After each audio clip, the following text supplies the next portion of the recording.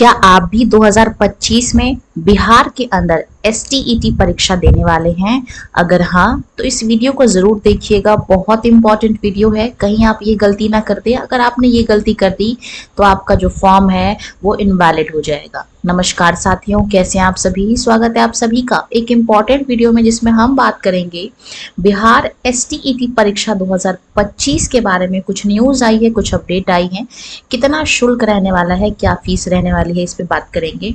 इसके अलावा जो एग्जाम पैटर्न है इस पे भी चर्चा करेंगे, और इसके अलावा कितने अंक लाने हैं इसको पास करने के लिए, इस पे भी बात करेंगे। फॉर्म भरने से पहले जरूर देखें, सभी महत्वपूर्ण जानकारी आपको एक ही वीडियो में सटीक तरीके से आपको दी जाएगी। चलिए करते हैं वीडियो को स्टार्ट। सबसे पहले मैं आपको बता दूं, इसकी जो ऑफिशियल वेबसाइट है https://bsb.bstet.org है।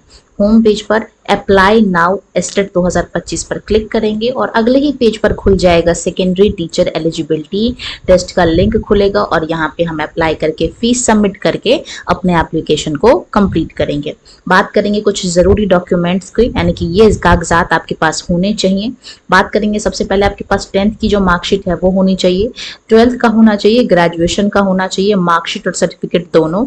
इसके अलावा अगर आपने PG किया हो, एस्टेट पेपर 2 के लिए अप्लाई कर रहे हो, BEd का आपके पास सर्टिफिकेट होना चाहिए, और इसके अलावा अगर आपके पास कोई और अन्य शैक्षणिक योग्यता है तो उसकी भी आपके पास होनी चाहिए। इसके अलावा आपके पास रेजिडेंशियल होना चाहिए, यानी कि आवासीय प्रमाण पत्र होना चाहिए।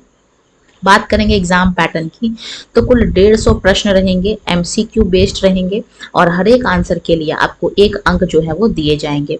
यहाँ पे ध्यान देने वाली बात है कि नेगेटिव मार्किंग आपकी नहीं रहती है, यानी कि गलत अंक के लिए, गलत क्वेश्चन के लिए आपके अंक नहीं काटे जाएंगे। बात करेंगे यहाँ पे टाइम की, तो टाइम आपका 150 मिनट यानी कि 2.5 घंटा, और परीक्षा का जो आयोजन है वो CBT के माध्यम से किया जाएगा। तो ये तो रही एग्जाम संबंधित कुछ इंपॉर्टेंट जानकारी। बात करेंगे यहाँ पे हम उत्तीर्णांक की, यानी कि कितने नंबर लाके आपको पास होना है। तो अगर आप UR कैटेगरी से बिलोंग करते हैं तो कम से कम आपके 50% यानी कि 75 नंबर होने चाहिए। अगर आप पिछड़ा वर्ग हैं, ठीक है, तो लगभग आपके पास 45.5% होने चाहिए।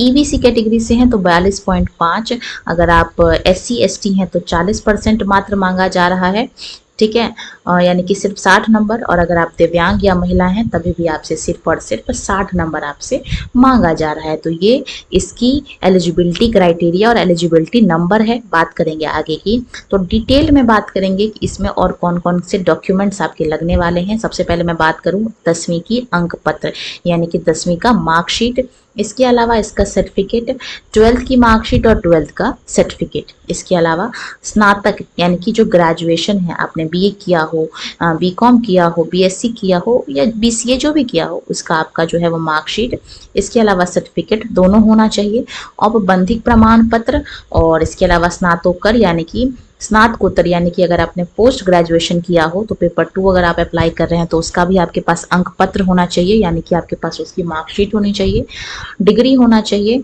और औपबंधिक प्रमाण पत्र भी होना चाहिए आपके पास।